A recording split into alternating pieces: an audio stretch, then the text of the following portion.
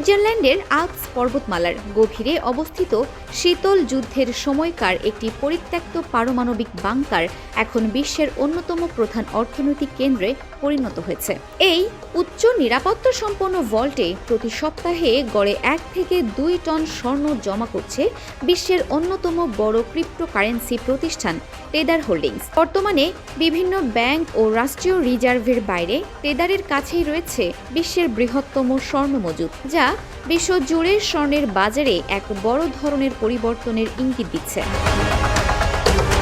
গত 1 বছরে টেদার প্রায় 70 টনের বেশি স্বর্ণ কিনেছে। বর্তমানে প্রতিষ্ঠানটির কাছে মোট 140 টন স্বর্ণ মজুদ রয়েছে, যার বাজার মূল্য প্রায় 24 বিলিয়ন মার্কিন ডলার।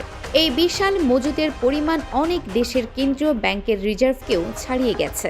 গত বছর বিশ্ব বাজারে স্বর্ণের দাম আউন্স প্রতি রেকর্ড $5,200 ছাড়িয়ে যাওয়ার পেছনে টেদারের মতো প্রতিষ্ঠানের বিশাল বিনিয়োগকে অন্যতম প্রধান কারণ হিসেবে দেখছেন বাজার বিশ্লেষকরা।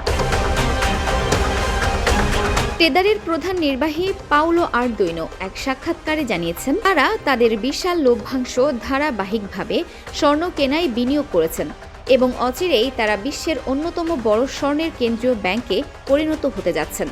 তিনি আরও ভবিষ্যৎবাণী করেছেন যে ভূ রাজনৈতিক অস্থিরতার কারণে মার্কিন ডলারের বিকল্প হিসেবে বিশ্বের অনেক শক্তিশালী দেশ অচিরেই স্বর্ণ নির্ভর মুদ্রা ব্যবস্থা চালুর দিকে ঝুঁকবে।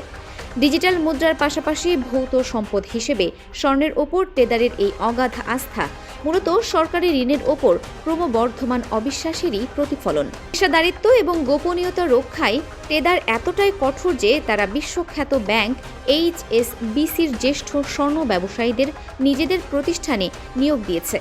বর্তমানে তাদের এই বিশাল স্বর্ণ ভাণ্ডার সুইজারল্যান্ডের একটি সুরক্ষিত আন্ডারগ্রাউন্ড বাংকারে স্টিলের পুরো দরজার আড়ালে সংরক্ষিত রয়েছে, যাকে আরদুইনো রসিকতা করে জেমস বন্ডের আস্তানার সঙ্গে তুলনা করেছেন। বিশ্লেষকদের মতে প্রচলিত ব্যাংকিং ব্যবস্থার বাইরে টেদারের এই গোল্ডেন ফ্রস্টেস বা স্বর্ণের দুর্গ বিশ্ব অর্থনীতির প্রচলিত মেরুকরণকে চ্যালেঞ্জের মুখে ঠেলে দিচ্ছে।